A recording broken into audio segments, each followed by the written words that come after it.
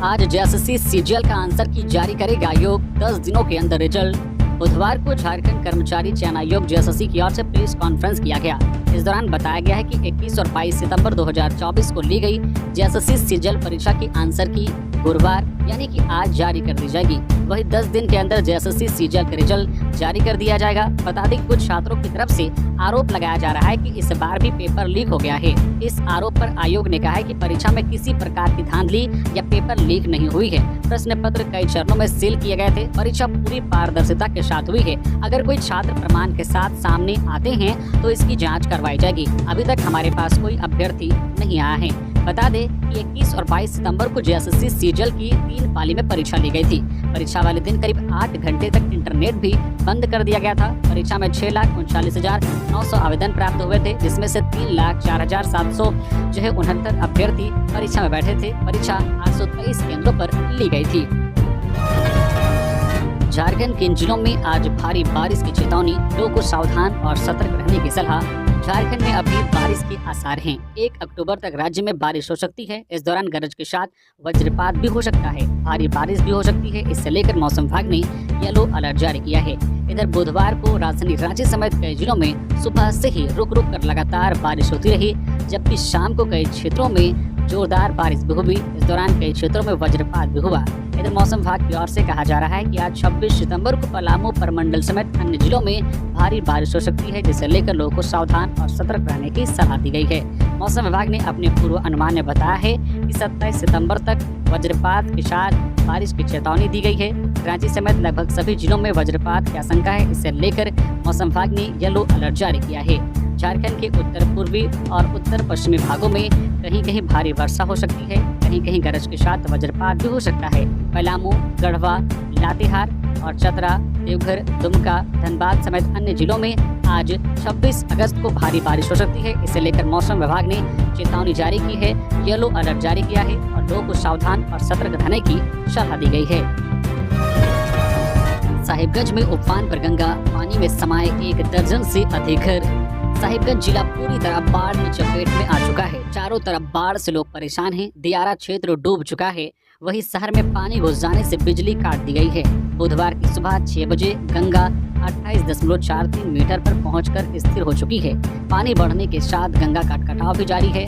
वहीं राजमहल प्रखंड के गोदाई महाराजपुर के सभी 14 टोला में गंगा नदी का पानी प्रवेश कर गया है। अषाढ़ी टोला और रामबच्चन टोला में बाढ़ की भयावह स्थिति है। कटाव होने से स्थानीय ग्रामीण दहशत में हैं। अषाढ़ी टोला में 16 तथा रामबच्चन टोला में 4 घर कटाव के कारण गंगा नदी में समा चुके हैं। इसके अलावा दोनों टोला के करीब 50 घर कटाव की जद में हैं। गंगा नदी का जलस्तर लगातार बढ़ रहा है। इससे वहां के कई घरों में पानी भर गया है, जिससे बचने के लिए लोग जरूरी सामानों के साथ ऊंचे स्थानों पर शरण ले रहे हैं। उत्पाद सिपाही बहाली की दौड़ में जान गंवा चुके मृतकों के परिजनों को मिलेगा 4 लाख रुपए मुआवजा। उत्पाद सिपाही बहाली की दौड़ में मृतकों के परिजनों को हेमंत सोरेन की सरकार 4 लाख रुपए मुआवजा देगी। सूत्रों के हवाले से यह खबर मिल रही है।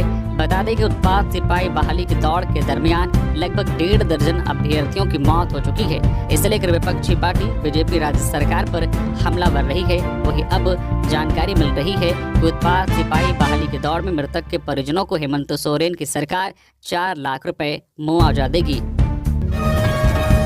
झारखंड के 70 मजदूर मलेशिया में फंसे, वीडियो जारी कर वतन वापसी की लगाई गुहार। झारखंड के 70 प्रवासी मजदूर मलेशिया में फंसे हुए हैं। ये मजदूर हजारीबाग, गिरिडीह, बोकारो और धनबाद जिले के रहने वाले हैं। बताया जा रहा है कि पिछले 4 माह से मजदूरों को कंपनी ने मजदूरी भी नहीं दिया है। मजदूरों के सामने खाने पीने का संकट खड़ा हो गया है। मजदूरों ने सोशल मीडिया पर वीडियो शेयर कर अपनी दुर्दशा बताई है और सरकार से वतन वापसी की गुहार लगाई है। साथ ही उन्होंने बकाया वेतन के भुगतान की भी मांग की है। इधर प्रवासी मजदूरों के हित में काम करने वाले सिकंदर अली ने भारत सरकार और राज्य सरकार से मजदूरों की मदद की अपील की है। साहिबगंज डीसी पहुंचे बाढ़ प्रभावित क्षेत्र, किया राहत शिविरों का निरीक्षण। साहिबगंज डीसी सह जिला दंडाधिकारी हेमंत सती ने बुधवार 25 सितंबर को बाढ़ प्रभावित क्षेत्रों का जायजा लिया। इस दौरान उन्होंने संकुतला घाट पर बने बाढ़ राहत शिविरों का भी निरीक्षण किया। इस दौरे के जरिए डीसी ने बाढ़ से राहत के प्रशासन द्वारा प्रदान की जा रही सुविधाओं के बारे में जायजा लिया। इन सुविधाओं में चिकित्सा सेवाएं, भोजन, स्वच्छ पेयजल, शौचालय, पशु चारा सहित अन्य चीजें शामिल हैं। इस निरीक्षण के दौरान डीसी ने संबंधित पदाधिकारियों को जरूरी दिशा निर्देश भी दिए। जिला दंडाधिकारी ने बाढ़ प्रभावित लोगों को सुरक्षा और सहायता प्रदान करने के लिए आवश्यक उपाय करने को कहा। उन्होंने निरीक्षण के समय मौजूद पदाधिकारियों को राहत शिविरों में रह रहे लोगों को समय से नाश्ता और खाना देने का निर्देश दिया। इसके साथ ही उन्होंने बाढ़ प्रभावित क्षेत्रों में नजर बनाए रखने का भी निर्देश दिया। मैया सम्मान यात्रा में कल्पना की दहाड़, हेमंत को जेल भेजने वालों को सबक सिखाने का आ गया समय। मैया सम्मान यात्रा बुधवार को लातेहार पहुंची। इस यात्रा के दौरान लातेहार जिले के विभिन्न प्रखंडों में आयोजित कार्यक्रम में विधायक कल्पना सोरेन जमकर दहाड़ी। उन्होंने मैया सम्मान योजना पर चर्चा करने के साथ साथ लोगों को संबोधित करते हुए कहा कि हेमंत सोरेन को जेल भेजने वालों को सबक सिखाने का समय आ गया है। दरअसल मैया सम्मान यात्रा कार्यक्रम के तहत झारखंड की मंत्री बेबी देवी दीपिका सिंह पांडे के साथ विधायक कल्पना सोरेन भ्रमण पर निकली हैं। इसी क्रम में लातेहार में आयोजित कार्यक्रम को कल्पना सोरेन ने संबोधित करते हुए कहा कि मैया सम्मान के तहत झारखंड की बेटियों, बहनों और माता को सम्मान देने का मुख्यमंत्री हेमंत सोरेन ने काम किया है। उन्होंने कहा कि हेमंत सोरेन ने झारखंड के विकास के लिए जो कार्य किया है वो अपने आप में विशाल है, परंतु कुछ बहरूपिये इस समय झारखंड का दौरा कर आप लोगों को ठगने का प्रयास कर रहे हैं। उन्होंने कहा कि झारखंड के विकास में जो लोग बाधक हैं, उन लोगों ने मुख्यमंत्री हेमंत सोरेन को जेल में भेजकर झारखंड के विकास को बाधित करने का कार्य किया था। अब समय आ गया है कि ऐसे लोगों को जनता सबक सिखाए। एमएस रामचंद्र राव बने झारखंड हाईकोर्ट के चीफ जस्टिस, मुख्यमंत्री हेमंत सोरेन ने दी शुभकामनाएं। जस्टिस एमएस रामचंद्र राव ने बुधवार को झारखंड हाईकोर्ट के मुख्य न्यायाधीश के रूप में शपथ ली। राज्यपाल संतोष गंगवार ने राजभवन में जस्टिस राव को पद और गोपनीयता की शपथ दिलाई। शपथ ग्रहण के बाद मुख्यमंत्री हेमंत सोरेन ने गुलदस्ता भेंट कर chief justice MS Ramchandra Rao को बधाई दी। गौरतलब है कि केंद्र सरकार के कानून एवं न्याय मंत्रालय ने पिछले दिनों हिमाचल प्रदेश के हाईकोर्ट के chief justice S Ramchandra Rao को स्थानांतरित करते हुए झारखंड हाईकोर्ट का चीफ जस्टिस बनाया था। रक्षा राज्य मंत्री संजय सेठ ने बताया, झारखंड में परिवर्तन क्यों है जरूरी। रक्षा राज्य मंत्री संजय सेठ ने बुधवार 25 सितंबर को सिमडेगा में पत्रकारों को संबोधित किया। उन्होंने बीजेपी की परिवर्तन यात्रा के दौरान मीडिया से बात करते हुए बताया है कि झारखंड में परिवर्तन क्यों जरूरी है। संजय सेठ ने कहा है कि परिवर्तन इसलिए जरूरी है क्योंकि वर्तमान सरकार ने उत्पाद सिपाही बहाली के नाम पर बेटों को मार दिया। राज्य में अराजकता व्याप्त हो गई है। राज्य में बेटी बहनें भी सुरक्षित नहीं हैं। सेठ ने बताया कि परिवर्तन इसलिए भी जरूरी है क्योंकि राज्य में जनता के साथ छल हुआ है और राज्य में लूट मची है। परिवर्तन इसलिए जरूरी है क्योंकि राज्य को लुटेरों से बचाकर सुरक्षित करना है। जिस योजना के नाम पर छाती ठोक रही सरकार, उसे लाने वाला मैं था, चंपई सोरेन। भारतीय जनता पार्टी पूरे राज्य में परिवर्तन यात्रा निकाल रही है। इसी क्रम में बुधवार को सरायकेला में बीजेपी ने परिवर्तन यात्रा निकाली। इस दौरान पूर्व मुख्यमंत्री और बीजेपी नेता चंपई सोरेन ने कहा कि रैली में मौजूद भीड़ इस बात का संकेत है कि परिवर्तन निश्चित होने वाला है। आदिवासियों और मूलवासियों को फिर से अमन चैन से जीने का मौका जरूर मिलेगा। चंपई सोरेन ने कहा कि जिस योजना के नाम पर सरकार छाती ठोकती है, उसे लाने वाला मैं था। चाहे बहाली हो या फ्री में बालू देना, यह सारे मेरे काम थे। चंपई ने झामुमो को घेरते हुए बोला कि आज आदिवासियों के अस्तित्व संकट में आ गया है। संथाल परगना के लोगों ने ब्रिटिश साम्राज्यवाद को स्वीकार नहीं किया, लेकिन आज उसी धरती में बांग्लादेशी घुसपैठ जमीन पर कब्जा कर रहे हैं और सामाजिक व्यवस्था को तोड़ रहे हैं। इस घुसपैठ को सिर्फ भाजपा रोक सकती है, इसलिए मैं झामुमो से निकलकर भाजपा में शामिल हुआ। सिपाही बहाली नियम में बदलाव के लिए पुलिस मुख्यालय ने राज्य सरकार को भेजे 2 प्रस्ताव। आज लिया जा सकता है निर्णय। झारखंड पुलिस में जल्द ही 5000 सिपाहियों की बहाली होने वाली है। इसके लिए पुलिस मुख्यालय ने राज्य सरकार को 2 प्रस्ताव भेजे हैं। इनमें दौड़ के नियम में बदलाव की बात कही गई है। मुख्यमंत्री हेमंत सोरेन की अध्यक्षता में 26 सितंबर को होने वाली बैठक में इस पर अंतिम निर्णय लिया जा सकता है। बता दें कि यह बदलाव उत्पाद सिपाही की बहाली के दौरान हुई 16 अभ्यर्थियों की मौत के बाद किया जा रहा है। वर्तमान में बहाली में पुरुष अभ्यर्थियों को 60 मिनट में 10 किलोमीटर की दूरी तय करनी होती है, वहीं महिला अभ्यर्थियों के लिए 40 मिनट में 5 किलोमीटर की दूरी तय करनी होती है। इसी के बदलाव के लिए 2 प्रस्ताव रखे गए हैं। पहला प्रस्ताव है कि पुरुष अभ्यर्थियों को 5 किलोमीटर की दौड़ 30 मिनट में पूरी करनी होगी, जबकि महिला अभ्यर्थियों को 20 मिनट में 2.5 किलोमीटर की दौड़ पूरी करनी होगी। दूसरा प्रस्ताव यह है कि सेना की तरह पुरुष अभ्यर्थियों को 1600 मीटर की दौड़ 6 मिनट में और महिला अभ्यर्थियों को 8 मिनट में 1600 मीटर की दौड़ पूरी करनी होगी। सरकार के स्तर पर दोनों में से जिस प्रस्ताव को मंजूरी दी जाएगी उसी के अनुसार पुलिस मुख्यालय नियम बनाकर गृह विभाग को भेजेगा। फिर गृह विभाग से अधिसूचना जारी होगी। इसके बाद ही आयोग से झारखंड पुलिस में बहाली को लेकर विज्ञापन प्रकाशित किया जाएगा। इसको लेकर बुधवार को रांची जोन के आईजी अखिलेश झा ने रांची जिले के सभी अधिकारियों और पदाधिकारियों के साथ बैठक की। झारखंड में पुलिस कर्मियों की तरह डॉक्टरों को भी मिलेगा वर्ष में 13 महीने का वेतन, स्वास्थ्य मंत्री ने की घोषणा। सरकारी चिकित्सकों को भी पुलिस कर्मियों की तरह वर्ष में 13 माह का मानदेय मिलेगा। स्वास्थ्य मंत्री बन्ना गुप्ता ने बुधवार को IMA झारखंड तथा झांसा के पदाधिकारियों के साथ हुई बैठक में इसका आश्वासन दिया। IMA तथा झांसा के पदाधिकारियों का कहना है कि स्वास्थ्य सेवा भी पुलिस सेवा की तरह आकस्मिक सेवा है, इसलिए यह लाभ उन्हें मिलना चाहिए। बैठक में उत्तर प्रदेश की तर्ज पर 50 बेड तक के अस्पतालों को क्लिनिकल एस्टेब्लिशमेंट एक्ट से मुक्त करने पर भी सहमति बनी है। इससे अधिक बेड के अस्पताल ही इस एक्ट के दायरे में आएंगे। इस संबंध में शीघ्र ही आदेश जारी किया जाएगा। बैठक में स्वास्थ्य सचिव अजय कुमार सिंह व अन्य पदाधिकारी भी उपस्थित थे।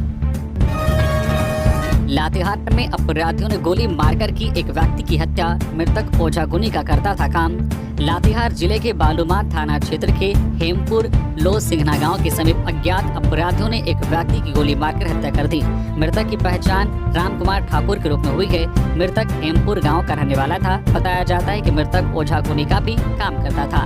ग्रामीणों के अनुसार बुधवार की रात राम कुमार ठाकुर अपने घर में था। इसी बीच मोटरसाइकिल सवार कुछ लोग उसके घर के समीप आए और उसे घर से बाहर बुलाया। घर से बाहर आने के बाद उसे घर से थोड़ी दूर ले जाकर गोली मार दी। जब तक घर वाले कुछ समझ पाते अपराधी वहां से भाग चुके थे। इधर गोली लगने से राम कुमार ठाकुर की मौके पर ही मौत हो गई। स्थानीय लोगों के अनुसार मृतक राम कुमार ठाकुर ओझागुनी का भी काम करता था। हालांकि उसकी हत्या किसने और क्यों की यह कोई नहीं समझ पा रहा है। ग्रामीण भी इस संबंध में कुछ भी खुलकर बताने से परहेज कर रहे हैं। वही मृतक की बेटी का कहना है कि यह वारदात नक्सलियों ने अंजाम दिया है। उन्हें 2 दिन पहले ही धमकी मिली थी। सीएम हेमंत ने भोगनाडीह में आयोजित आपकी योजना आपकी सरकार आपके द्वार कार्यक्रम को ऑनलाइन किया संबोधित, गिनाई उपलब्धियां। मुख्यमंत्री हेमंत सोरेन ने बुधवार को वीडियो कॉन्फ्रेंसिंग के जरिए साहिबगंज जिला के बरहेट प्रखंड स्थित भोगनाडीह में आयोजित आपकी योजना आपकी सरकार आपके द्वार कार्यक्रम को संबोधित किया। इस अवसर पर मुख्यमंत्री ने कहा कि मनुष्य जीवन में रोटी, कपड़ा और मकान की व्यवस्था आवश्यक है। हमारी सरकार में सभी को रोटी, कपड़ा और मकान उपलब्ध करा रही है। पिछले 4 वर्षों में हमारी सरकार ने जन जन और घर घर तक सरकार की योजनाओं को पहुंचाने का कार्य कर दिखाया है।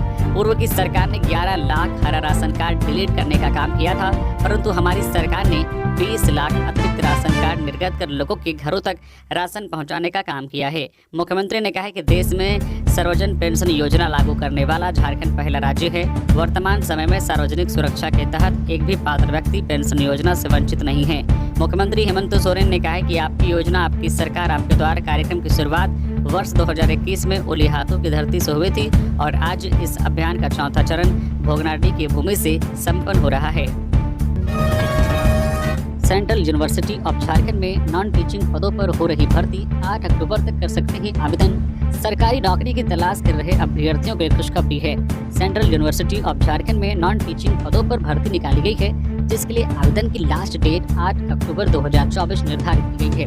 ऐसे में जो भी अभ्यर्थी इस भर्ती के लिए पात्रता रखते हैं वे ऑनलाइन माध्यम से CUJ की ऑफिशियल वेबसाइट cuj.ac.in पर जाकर आवेदन की प्रक्रिया पूर्ण कर सकते हैं। फॉर्म भरने से पहले अभ्यर्थी एक बार पात्रता एवं मापदंड अवश्य चेक कर ले। इस भर्ती में भाग लेने के लिए अभ्यर्थी के पास पदानुसार संबंधित क्षेत्र में 10वीं, 12वीं, ग्रेजुएशन, पोस्ट ग्रेजुएट डिग्री होनी चाहिए।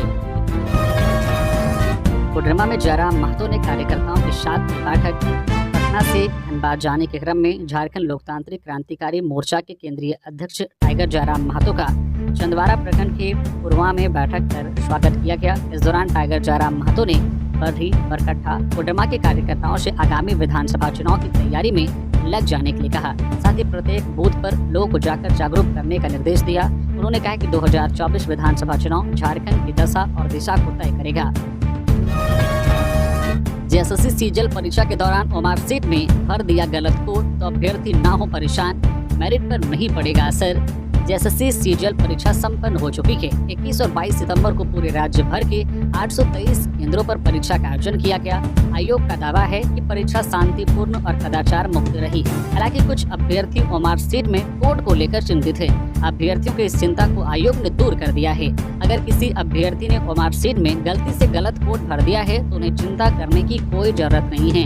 झारखंड कर्मचारी चयन आयोग के अध्यक्ष प्रशांत कुमार ने उन अभ्यर्थियों की चिंता दूर कर दी है जिन्होंने ओमार सीट पर कोड भरने में गलती की है। उन्होंने कहा है कि अभ्यर्थी इसके लिए बिल्कुल चिंता न करे, आयोग उससे सुधार लेगा और उससे उनकी मेरिट पर कोई प्रभाव नहीं पड़ेगा। इसके अलावा अगर किसी अभ्यर्थी को परीक्षा के दौरान किसी तरह की अनियमितता की शिकायत या रिपोर्ट है तो वह तुरंत आयोग को उपलब्ध कराए। अगर यह सही पाया गया तो आयोग इस पर आगे कार्रवाई जरूर करेगा। वीडियो का नकली साइन कर कर्मी ने निकाल लिए 9 लाख, ऐसे हुआ खुलासा। मांडू प्रखंड में पदस्थापित नाजिर मंजित कुमार और एक पूर्व अनुबंध कर्मी भुवनेश्वर महतो उर्फ लुरक महतो ने वीडियो का ही फर्जी साइन कर लाखों रुपए निकाल लिए। उनके इस कांड का खुलासा तब हुआ जब बैंक ने 6 लाख का चेक रोककर अधिकारियों से हस्ताक्षर का सत्यापन कराया। इस मामले में डीसी चंदन कुमार ने दोनों कर्मियों के खिलाफ प्राथमिकी दर्ज करने और निम्न वर्गीय लिपिक शाह नाजिर मंजित कुमार के खिलाफ विभागीय कार्रवाई करने का आदेश जारी कर दिया है। झारखंड में 46,031 सहिया बीटीटी और एसटीटी को मिलेगा प्रोत्साहन राशि का लाभ। राज्य सरकार ने सहियाओं के प्रोत्साहन के लिए 108.34 करोड़ रुपए की स्वीकृति दी है।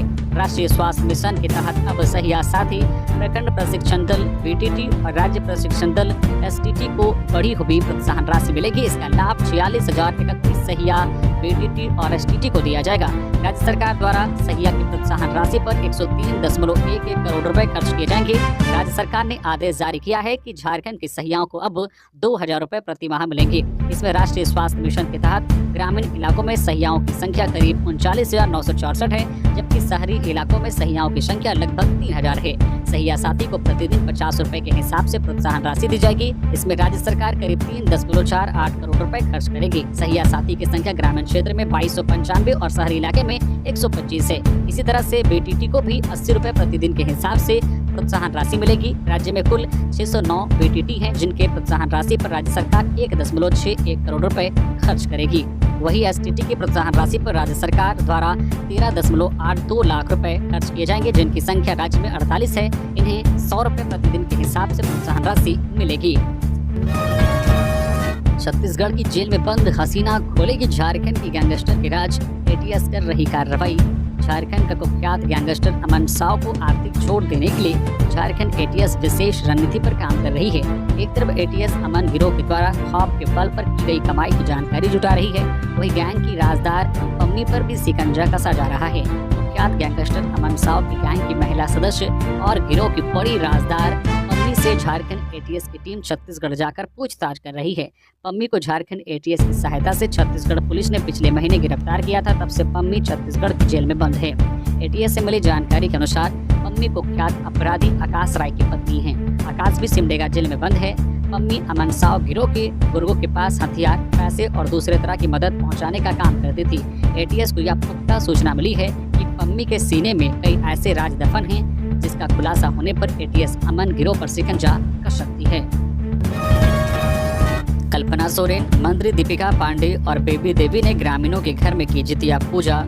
झारखंड सरकार की मंत्री दीपिका पांडे सिंह, बेबी देवी और विधायक कल्पना सोरेन ने पलामू के पांकी इलाके में जितिया पूजा की।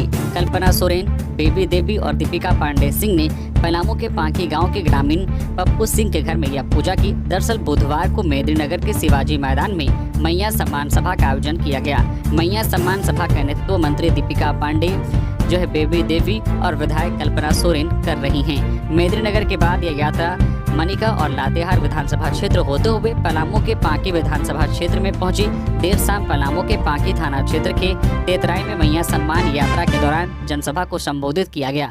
जनसभा के समापन के बाद मंत्री दीपिका पांडे सिंह, बेबी देवी और कल्पना सोरेन ने सभा स्थल के पास से ग्रामीण पप्पू सिंह के घर उनके परिजनों के साथ जितिया पूजा की। छात्र गर्जना में हेमंत सोरेन सरकार पर गरजे प्रदेश सह मंत्री दिशादित्य, हर मोर्चे पर बताया विफल। अखिल भारतीय विद्यार्थी परिषद ABVP ने रांची समाहरणालय के समक्ष छात्र गर्जना कार्यक्रम का आयोजन किया।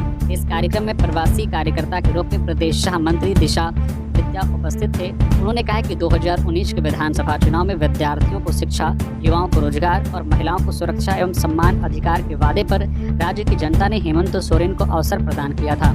सरकार को चुनते समय 19 वर्ष का युवा आज 24 वर्ष पूरे करने के कगार पर खड़ा है, लेकिन अपना वयस्क झारखंड आज भी गरीबी और कमजोर प्रशासन की मार झेल रहा है।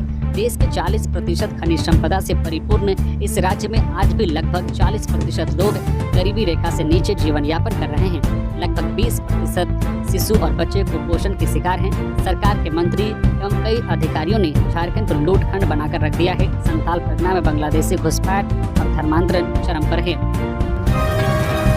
बिहारी समाज से माफी मांगे विधायक सोनू, सीएम ले एक्शन। युवा संघर्ष समिति बुधवार को युवा संघर्ष समिति के बैनर तले स्थानीय पिचका मोड़ चौक रांची में झामो विधायक सुदिव्य सोनू द्वारा बिहारियों के विरुद्ध दिए गए विवादित बयान को लेकर उनका पुतला दहन किया गया। दीपक ओझा ने बताया है कि विधायक सोनू ने झारखंड से सभी बिहारियों को बोरा में डालकर वापस भेजने की बात कही है। इसका हम सब विरोध करते हैं। विधायक द्वारा दिया गया बयान बिहारियों के लिए अपमानजनक व असहनीय है। पूरा बिहारी समाज एक स्वर में ये मांग करता है कि सुदिव्य सोनू पूरे बिहार समाज से माफी मांगे। झारखंड के मुख्यमंत्री से मांग है कि ऐसे विधायक के ऊपर सख्त कार्रवाई करें, अन्यथा पूरा बिहारी समाज पुरजोर आंदोलन करेगा।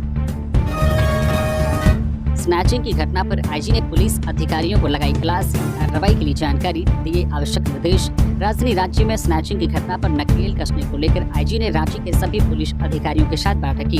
उन्होंने स्नैचिंग की घटनाओं पर चिंता व्यक्त करते हुए मामले में प्रभावी कार्रवाई सुनिश्चित करने के सख्त निर्देश दिए। इन दिनों स्नैचरों का मनोबल इतना बढ़ गया है, इसे आप इस आंकड़े से ही समझ सकते हैं। हाल के महीनों में स्नैचरों ने करीब 50 लाख की स्नैचिंग की वारदात को अंजाम दिया है। रांची जिले में हो रही स्नैचिंग की वारदात से हर कोई हलकान है। महिलाओं के साथ अब पुरुष भी स्नैचरों के निशाने पर हैं। इस मामले में झारखंड हाई कोर्ट ने भी अपनी चिंता जाहिर की है। वही हाई कोर्ट के निर्देश के बाद अब रांची जिले के वरीय पुलिस अधिकारी इस मामले पर पेश हुए हैं। मामले में पूर्व में स्नैचिंग पर नकेल कसने को लेकर टास्क भी दिए गए हैं, लेकिन ज्यादातर मामलों में पुलिस के हाथ खाली हैं, जिस कारण स्नैचिंग की वारदात में लगातार इजाफा हो रहा है। भारतीय प्रशासनिक सेवा के 2 पदाधिकारियों का तबादला। राज्य सरकार ने भारतीय प्रशासनिक सेवा के 2 पदाधिकारी का स्थानांतरण पदस्थापन किया है। अनुमंडल पदाधिकारी रामगढ़ आशीष गंगवार को स्थानांतरित करते हुए अगले आदेश तक अनुमंडल पदाधिकारी छतरपुर पलामू के पद पर नियुक्त एवं पदस्थापित किया गया है। अनुमंडल पदाधिकारी पश्चिमी सिंहभूम चाईबासा अनिमेश रंजन को स्थानांतरित करते हुए अगले आदेश तक अनुमंडल पदाधिकारी खोरी महुआ गिरिडीह के पद पर नियुक्त एवं पदस्थापित किया गया है। इस संबंध में कार्मिक विभाग ने अधिसूचना जारी कर दी है। आजसू का मिलन समारोह आयोजित। झारखंड आंदोलनकारी बसंत महतो ने थामा पार्टी का दामन। सरकार अपने कार्यकाल के अंतिम दिनों में है। इन 5 सालों में प्रदेश के भीतर युवाओं, महिलाओं के साथ साथ नीतियों पर कोई काम नहीं किया गया, जिसका परिणाम है कि इन्होंने झारखंड को 15-20 साल पीछे धकेल दिया है। जनता को छलने वाली सरकार को सत्ता में रहने का कोई हक नहीं है। हर वर्ग की चिंता करते हुए हमारी तैयारी झारखंड के विश्वास को समेटकर राज्य को आगे ले जाने की है। यह बातें पार्टी अध्यक्ष सुदेश कुमार महतो ने अपने कांके रोड स्थित आवासीय कार्यालय में आयोजित मिलन समारोह में कही। इस दौरान झारखंड आंदोलनकारी बसंत महतो और कई जनप्रतिनिधियों एवं समाजसेवियों ने पार्टी की सदस्यता ग्रहण की। अपराधियों ने कार्यालय में दिन दहाड़े की फायरिंग। बाल बचे कर्मचारी। अज्ञात अपराधियों द्वारा टंडवा केरेडारी मुख्य पद पर जो है एक्विप केयर साइट कार्यालय में बुधवार दोपहर 1:30 बजे दिन दहाड़े फायरिंग हुई। ऑफिस में घुसकर 4 राउंड फायरिंग की गई। ऑफिस में रखे लैपटॉप के ऊपर गोली चलाई गई। लैपटॉप से गोली पार करते हुए ऑफिस कर्मी जावेद की कनपट्टी से पार हो गई, जो बाल बच गए। इसके बाद बाहर 2 राउंड फायरिंग करते हुए अपराधी काले रंग के पल्सर से टंडवा 4 लाइन होते हुए फरार हो गए। फायरिंग की सूचना मिलने के बाद स्थानीय थाना प्रभारी अजीत कुमार ने घटनास्थल पर एक जो है गोली 3 खोखे बरामद किए हैं। पुलिस ने बताया कि घटना को लेकर जानकारी जुटाई जा रही है। अपराधी पुलिस के हाथों सलाखों तक पहुंचाया जाएगा। इधर घटना के बाद केरेडारी क्षेत्र कोल व्यवसायियों व ट्रांसपोर्टरों में दहशत का माहौल है। चंपई सोरेन ने अपनी सुरक्षा में लगी सारी गाड़ियों को किया वापस। झारखंड के पूर्व सीएम चंपई सोरेन ने हेमंत सोरेन सरकार पर बड़ा आरोप लगाया है। चंपई सोरेन ने कहा है कि राज्य सरकार ने सभी नियमों और प्रोटोकॉल को दरकिनार करते हुए उनकी सुरक्षा में लगे वाहन को वापस बुला लिया है। उन्होंने हेमंत सोरेन सरकार पर निशाना साधते हुए बोला है कि एक पूर्व सीएम की सुरक्षा के साथ खिलवाड़ किया जा रहा है। चंपई ने आगे कहा है कि झारखंड के लोग उनके अपने लोग हैं और उन्हें उनके बीच किसी भी प्रकार की सुरक्षा की जरूरत नहीं है, लेकिन इस राजनीतिक साजिश का जवाब जनता देगी। हजारीबाग के गोंदुलपारा खनन परियोजना में रायतों को मिलेंगे प्रति एकड़ 25 लाख रुपए। हजारीबाग के बड़का गांव में गोंदुलपारा खनन परियोजना के तहत सेक्शन 19 लगाए जाने की प्रक्रिया पूरी हुई। यह खनन शुरू होने की दिशा में एक महत्वपूर्ण कदम है। इसके तहत मुआवजे की राशि प्रति एकड़ 24,56,986 रुपए होगी। इसके अलावा रोजगार के अवसर मिलेंगे। इस परियोजना से जिले और राज्य को लगभग 500 करोड़ रुपए प्रति वर्ष का राजस्व मिलेगा, जिसे प्रशासन अनेक लाभप्रद और कल्याणकारी कार्यक्रम शुरू कर सकेगा। इस परियोजना से प्रभावित लोगों के पुनर्वास के लिए चंदौल गांव में 161.99 एकड़ जमीन का अधिग्रहण होना है। इसके लिए हजारीबाग समाहरणालय में रायतों को मुआवजे के रूप में दी जाने वाली 478 करोड़ रुपए की राशि जमा कर दी गई है। प्रधानमंत्री जी, राज्य का 1,36,000 करोड़ बकाया दे दीजिए। सीएम हेमंत ने लिखी चिट्ठी, कहा ना स्पेशल स्टेटस और ना बजट में हिस्सा मांग रहे। झारखंड के सीएम हेमंत सोरेन ने पीएम नरेंद्र मोदी को चिट्ठी लिखी है। इस चिट्ठी को सीएम ने सोशल मीडिया एक्स पर जारी किया है, जिसमें लिखा है, राज्य का बकाया 1,36,000 करोड़ दे दीजिए, यह हमारा हक है। चिट्ठी में यह भी लिखा है कि झारखंडियों का हक मांगो तो जेल में डाल देते हैं, पर हम अपने हक के लिए हर कुर्बानी देने के लिए तैयार हैं। हम बीजेपी के सहयोगी राज्यों की तरह स्पेशल स्टेटस नहीं मांग रहे हैं, ना केंद्रीय बजट का बड़ा हिस्सा मांग रहे हैं, बस हमारा हक दे दीजिए। जयपाल सिंह मुंडा पारदेशीय छात्रवृत्ति योजना के प्रतीक्षारत छात्रों ने की राशि भुगतान की मांग। जयपाल सिंह मुंडा पारदेशीय छात्रवृत्ति योजना के तहत प्रतीक्षारत उम्मीदवारों ने राशि भुगतान की मांग की है। बता दें कि इस संबंध में आदिवासी कल्याण आयुक्त कार्यालय रांची की ओर से पिछले 9 सितंबर को ऐसे छात्रों की सूची जारी की थी, जिनको योजना के तहत छात्रवृत्ति का भुगतान किया जाना है। झारखंड में बांग्लादेशी घुसपैठिए राज कर रहे हैं, लव जिहाद चरम पर। इस हालात का जिम्मेदार कौन? रवि किशन। फिल्म स्टार सह गोरखपुर सांसद रवि किशन बुधवार को भारतीय जनता पार्टी की परिवर्तन यात्रा में भाग लेने के लिए पहुंचे। पलामू में मीडिया से बातचीत करते हुए रवि किशन ने झारखंड सरकार पर कई तल्ख टिप्पणियां की। रवि किशन ने कहा है कि झारखंड में बांग्लादेशी घुसपैठिए राज कर रहे हैं, लव जिहाद चरम पर है। आखिर इस हालात के लिए जिम्मेदार कौन है? इसका जवाब कौन देगा? झारखंड का राजा आदिवासी है, लेकिन आदिवासियों के खिलाफ ही षड्यंत्र रची जाती है और उनकी संपत्ति को लूटा जा रहा है, क्योंकि एक समुदाय की जनसंख्या कम हो रही है, या इसकी साजिश है क्यों एक समुदाय को ताकतवर बनाया जा रहा है। झारखंड में धर्म परिवर्तन, लव जिहाद एवं घुसपैठियों के खिलाफ वक्त आ गया है जवाब देने का। यह जवाब वोट के माध्यम से दिया जाएगा। जमशेदपुर पुलिस की बड़ी कामयाबी, करोड़ों की साइबर ठगी में एक आरोपी गिरफ्तार। साइबर ठगी का खुलासा। जमशेदपुर पुलिस ने साइबर ठगी करने वाले एक बड़े गिरोह का पर्दाफाश करते हुए कपाली के बंधुगोड़ा निवासी नदीम अंसारी को गिरफ्तार किया है। यह गिरोह न केवल जमशेदपुर बल्कि देश भर के लोगों से साइबर धोखाधड़ी करता था। पुलिस की जांच में पता चला है कि पिछले 10 दिनों के भीतर नदीम के बैंक खाते से 4 करोड़ 21 लाख रुपए का लेन देन हुआ है। बुधवार को ग्रामीण सह प्रभारी सिटी एसपी ऋषभ गर्ग ने मामले का खुलासा करते हुए बताया कि 23 अगस्त को मुशाबनी के तनवरुल एरेफिन से शेयर बाजार में निवेश के नाम पर 55 लाख रुपए की साइबर ठगी की गई थी। पीड़िता की शिकायत पर साइबर थाने में प्राथमिकी दर्ज कराई गई थी। जांच के दौरान पुलिस ने पाया है कि ठगी के कुछ पैसे यूको बैंक के एक खाते में गए हैं, जो कि नदीम अंसारी के नाम पर है। पुलिस ने नदीम अंसारी को गिरफ्तार कर जब पूछताछ की तो उसने स्वीकार किया है कि वह यूको बैंक में NA टूर एंड ट्रेवल के नाम से फर्जी करंट अकाउंट चला रहा था। इस खाते में उसके अन्य साथियों के द्वारा की गई साइबर ठगी के पैसे जमा होते थे। नदीम को इन पैसों का 10% कमीशन मिलता था।